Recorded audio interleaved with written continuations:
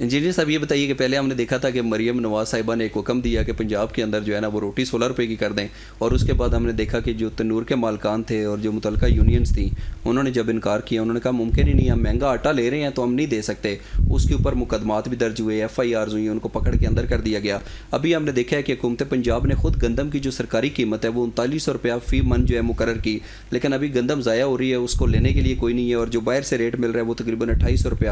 پر من کے حساب سے مل رہا ہے۔ اب ان کی بھی پکڑ دکڑ کا سلسلہ جاری ہے، تو یہ آپ کی پالیسی؟ میرا خیال ہے یہ ساری اسپیکولیشنز ہیں۔ گندم کی سرکاری قیمت وہی 3900 روپیہ اس پہ لے نہیں رہے نا، مسئلہ یہ اس کی بھی ایک وجہ کہ وہ جو گندم خریدنے کا منسٹر صاحب نے، جو فوڈ منسٹر نے، انہوں نے آن ریکارڈ یہ کہا ہے 20% کہ گندم خریدنے کا جو موئسچر کانٹینٹ ہوتا ہے چونکہ وہ سٹوریج میں خراب ہو جاتی ہے، ٹھیک ہے، باہر کھلی جگہ سے تو چلیں یا کسی جگہ کسان کے پاس محدود چونکہ ہوتی ہے، اس کے پاس تو یہ فیسلٹی موجود ہوتی ہے کہ وہ اس کو ذرا سنبھال کے رکھے، لیکن جو بڑے ہمارے ہوتے ہیں سٹوریج سر کسانوں بیچاروں نے ادھر اپنی فصلوں کے ساتھ ہی ایک سائڈ پہ وہ لگا کے دیکھیں نا، جب بڑے سٹوریج میں جب آپ ڈال دیتے ہیں تو پھر اگر وہ اس کی موئسچر کانٹینٹ زیادہ ہو تو پھر وہ بدبودار آٹا کھانے کو ملتا ہے۔ اس پہ جو صوبائی وزیر خوراک ہیں انہوں نے یہ کہا کہ بارش کی وجہ سے 20% نمی ہے، نمی جب یہ زیادہ کم ہو کے 10% تک آ جائے گی پھر ہم لے لیں گے۔ جب نمی کا اس دفعہ چونکہ بہت سی چیزیں ایکسیپشنل ہوئی نا، مطلب دبئی سے لے کر پنجاب تک کی یہ جو بارشیں، یہ کبھی ٹریڈیشنلی اس موسم میں اپریل کے آخر میں اور مئی میں گندم کی کٹائی میں بارش نہیں ہوتی تھی، تو اس کی وجہ سے کچھ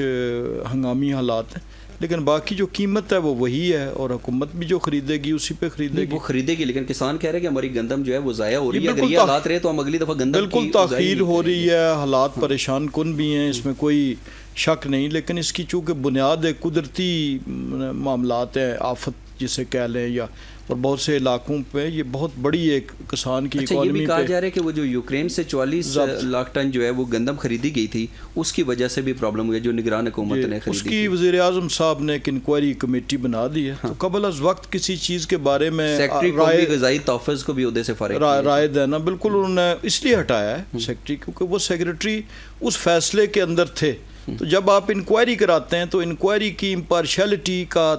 تقاضا یہ ہے کہ وہ کردار کہ جو انکوائری پہ اثر انداز ہو سکے وہ نہ ہو، انہیں سزا نہیں ابھی دی گئی، سزا جزا کا جو ہوگا ٹرانسفر کی گئی ہے، انہیں تنخواہ بھی ملے گی، انہیں معطل نہیں کیا گیا، سزا جزا کا تعلق ہوتا ہے انکوائری کے بعد۔ یہ جو قبل از وقت ہم انکوائریز شروع کر دیتے ہیں، انویسٹیگیشنز بیٹھ کے کسی جگہ پہ